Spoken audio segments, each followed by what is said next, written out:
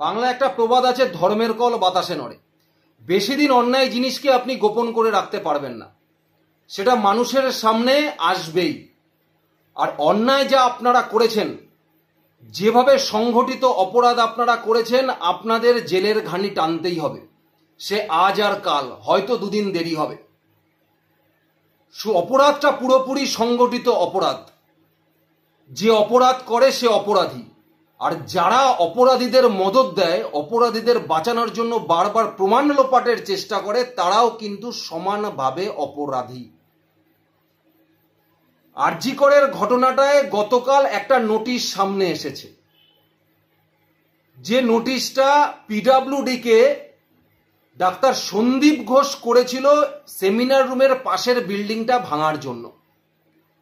আপনাদের সবার মনে আছে যে 9 তারিখে আরজি করের ঘটনা ঘটার পরে ঠিক 10 তারিখে হঠাৎ করে আওয়াজ উঠল আরজি কর রুমের প্রমাণ নষ্ট করবার জন্য সেমিনার রুমের পাশের বিল্ডিংটা ভাঙা হচ্ছে, পাশের ঘরটা ভাঙা হচ্ছে, সেখানকার বাথরুমটা ভাঙা হচ্ছে। চারিদিকে মিডিয়ায় হইচই পড়ে গেল।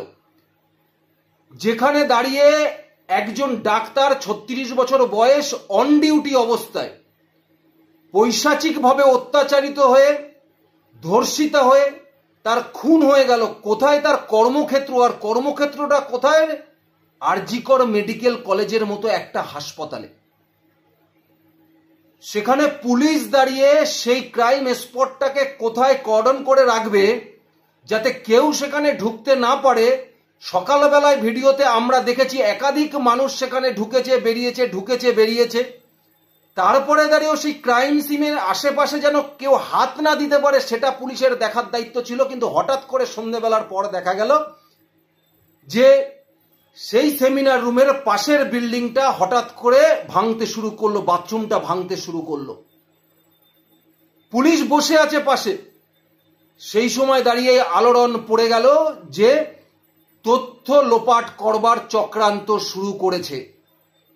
কারণ 9 তারিখ ঘটনাটা ঘটেছে, তারপর থেকে আরজি করের বাইরে ডাক্তাররা ধর্ণা মঞ্চ করে বসেছে, বিরোধী দলের নেতা নেত্রীরা আরজি করের বাইরে লাইন দিয়ে বসে আছে, মিডিয়ায় খবর সম্প্রচার হচ্ছে, দিকে দিকে সারা পশ্চিমবঙ্গে আলোড়ন পড়ে গেছে।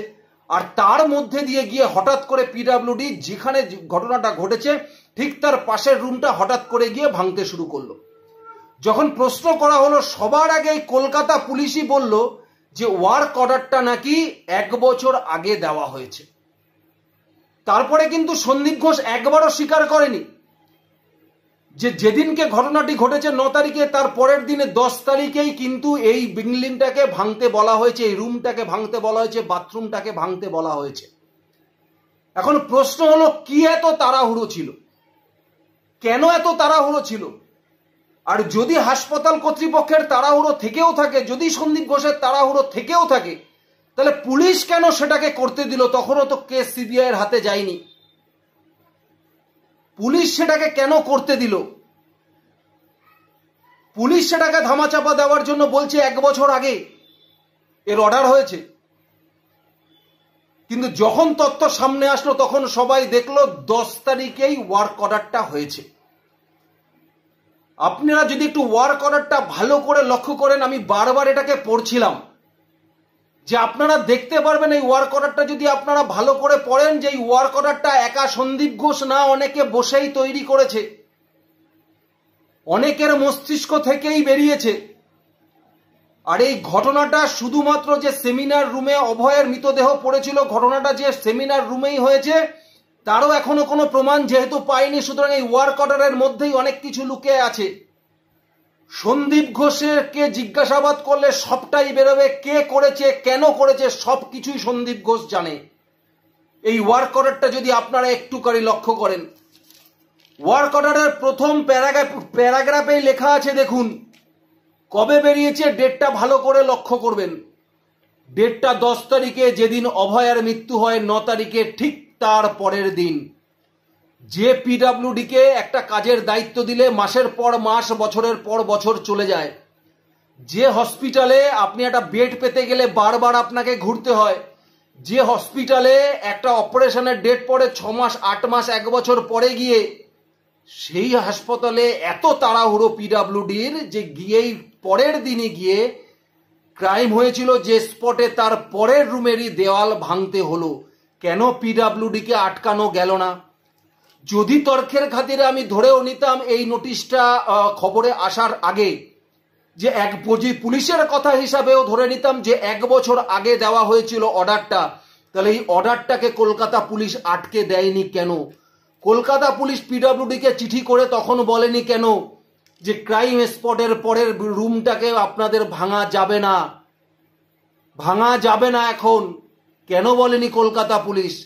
আর পিডাব্লিউডিও যখন দেখছে আরজি করের মতো এরকম একটা ঘটনা ঘটেছে, ডাক্তার আরজি করের বাইরে বসে গেছে, মিডিয়ায় হাইলাইট হয়ে গেছে, এরকম একটা ঘৃণ্য ঘটনা ঘটেছে, তারপরে দাঁড়িয়েও তারা সেখানকার ইঞ্জিনিয়ারদের পাঠিয়ে, লেবারদের পাঠিয়ে সেই রুমের বাইরে পাশের বিল্ডিং, পাশের রুমটাকে ভাঙলো কেন?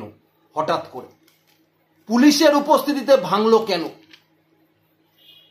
তা যখন এই নোটিশটা সামনে আসলো যে 10 তারিখেই হয়েছে, এই নোটিশটা পাঠানোর আগে একাধিকবার মিটিং হয়েছে। মিটিংটা আরজি করেই হয়েছে। সেই মিটিংয়ে উপস্থিত ছিলেন সন্দীপ ঘোষ নিজে, উপস্থিত ছিলেন স্বাস্থ্য সচিব নিচে, উপস্থিত ছিলেন ডিরেক্টর অফ মেডিকেল এডুকেশনও। 3 জন এখানে উপস্থিত ছিলেন যখন এটা করা হয়েছে। একবার আপনারা এই নোটিশটাকে ভালো করে লক্ষ্য করুন, তাহলেই খুব ভালো করে বুঝে যাবেন যে এর ভেতরে অন্তর্নিহিত অর্থ কোথায় আছে। সেমিনার রুমটাই কি ক্রাইম সিন, নাকি সেমিনার রুমের বাইরেই ক্রাইম হয়েছে, সেমিনার রুমে এসে তার ডেড বডিটাকে রেখে দেওয়া হয়েছে? এটা আপনারা নিজেরাই কিছুটা হলেও আন্দাজ করতে পারবেন। প্রথম প্যারাগ্রাফটা আপনারা দেখুন, যেখানে লেখা আছে repair, renovation, reconstruction of on duty doctors room. Repair করতে বলছে, রিনোভেশন করতে বলছে, রিকনস্ট্রাকশন করতে বলছে কি? On duty doctors room. যে অন ডিউটিতে যারা ডক্টরস থাকে তাদের যে রুম আছে, সেই রুমগুলোকে রিপেয়ার, রিনোভেশন এবং রিকনস্ট্রাকশন করতে বলছে। আপনাদের মনে থাকবে মেয়েটি কিন্তু অন ডিউটিতেই ছিল। 36 ঘন্টা ডিউটি করার পরে সে একটু রেস্ট নিতে গেছিল। যদি আপনাদের খুব বেশি ভুল না হয়ে থাকে, যদি একটুখানি আপনারা মস্তিষ্কে জোর দিয়ে থাকেন, তাহলে একটা ডাক্তার 36 ঘন্টা ডিউটি করার পরে সে কিন্তু ডক্টরসের ডিউটি রুমেই যাবে বা ডক্টরস রুমেই যাবে। যে ন্যূনতম যদি মনে করে 5 মিনিটও রেস্ট নেবে, সেখানেই কিন্তু রেস্ট নিতে যাবে। কে হঠাৎ করে কিন্তু সেমিনার হলে গিয়ে ওরকম ভাবে নিচে শুয়ে পড়বে না। এটা যদি আপনারা একটু মাথায় জোর দেন, এটা আপনারা সবাই বুঝতে পারবেন। তারপরে কি বলছে? Repair, renovation, reconstruction of on duty doctors room along with separate attachment toilet. Separate attachment toilet যেগুলো আছে সেগুলোকে কিন্তু সব রিনোভেশন, রিকনস্ট্রাকশন করতে বলছে। কারণ এই ধরনের ক্রাইম যদি আপনারা কেউ দেখে থাকেন, যাকে ওইভাবে ধর্ষণ করে মারা হয়েছে, গলা টিপে মারা হয়েছে, যার চোখ থেকে রক্ত বেরিয়ে গেছে, মুখ থেকে রক্ত বেরিয়ে গেছে, তার নিম্নাঙ্গে মাথার ক্লিপ দিয়ে আটকে রাখা হয়েছে ব্লিডিং বন্ধ করবার জন্য, সেখানে দাঁড়িয়ে যারা ধর্ষক তাদের গায়ে রক্ত লাগেনি, এটা কোনোদিনও হতে পারে না। সুতরাং কাউর কাছে যদি হাতে বা পায়ে রক্ত লেগে থাকে, সবার প্রথম তারা কিন্তু টয়লেটেই যাবে সেটা ধুতে। তারপরে বলেছে toilets in all department of RG Kar medical college Kolkata on urgent basis. এই অল ডিপার্টমেন্টটা দিয়ে দেওয়া হয়েছে একমাত্র গুমরা করার জন্য, যাতে এই নজরটা কাউর সামনে না আসে, যাতে বলতে পারে যে এই অর্ডার অনেক দিন আগে এসেছে, প্রত্যেক ডিপার্টমেন্টেই করতে বলা হয়েছে, খুব আর্জেন্ট বেসিসে করতে বলা হয়েছে। এবং 4 নম্বর প্যারাগ্রাফ আপনারা একটু লক্ষ্য করে দেখুন, তাহলেই বুঝতে পারবেন। লেখা আছে the issue is already discussed and resolved in the meeting with principal secretary. স্বাস্থ্য দপ্তরের, স্বাস্থ্য ভবনের প্রিন্সিপাল সেক্রেটারির কিন্তু সাথে কিন্তু এটা আলোচনা করা হয়েছে। আর department of health and family welfare and director of medical education. সুতরাং এটা আপনারা খুব ভালো করেই বুঝতে পারছেন যে এটা কতটা ছক করে শুধুমাত্র প্রমাণ লোপাট করবার জন্যই এই জিনিসটাকে করা হয়েছে। এবং আপনাদেরকে জানিয়ে রাখি যে সিবিআই যে 3D স্ক্যান করেছে, সেই 3D স্ক্যানে সেমিনার রুমে কিন্তু না তিলোত্তমার পায়ের ছাপ পেয়েছে, না অন্য কাউর পায়ের ছাপ পাওয়া গেছে। এটা আপনাদের জেনে রাখা উচিত।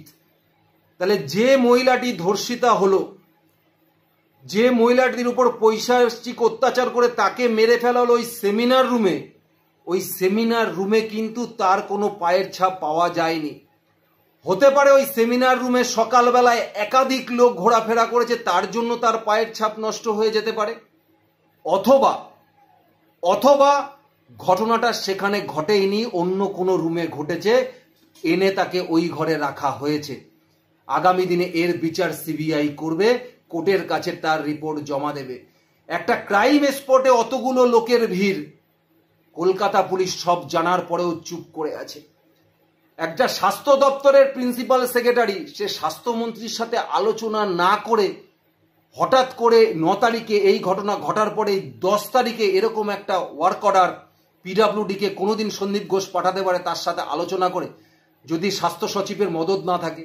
আর স্বাস্থ্য সচিবেরও প্রিন্সিপাল সেক্রেটারির কাছেও এত বড় হিম্মত হবে না স্বাস্থ্যমন্ত্রীর সাথে কথা না বলে এই ঘটনার এই সন্দীপ ঘোষের কাছে অর্ডারটা পাঠানোর, যে আপনি পিডব্লিউডিকে পাঠান, যে আপনি এই কাজটার জন্য এগোতে পারেন, কোনোদিন হবে না।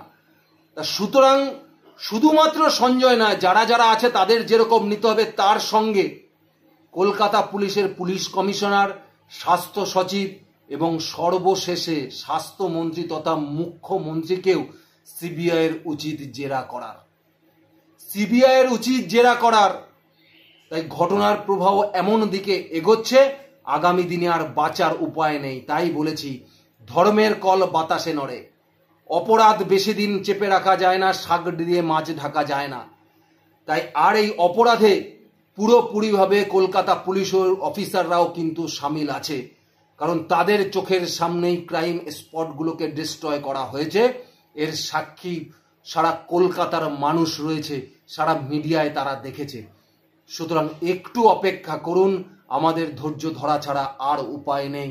কিন্তু আমরা আশাবাদী যে ধর্ষকরা ধরা পড়বে, এবং তার সঙ্গে সঙ্গে ধর্ষকদের বাঁচানোর জন্য যারা প্রমাণ লোপাট করার চেষ্টা করেছে তারাও আগামী দিনে ধরা পড়বে, এই আশা আমরা সবসময় রাখছি।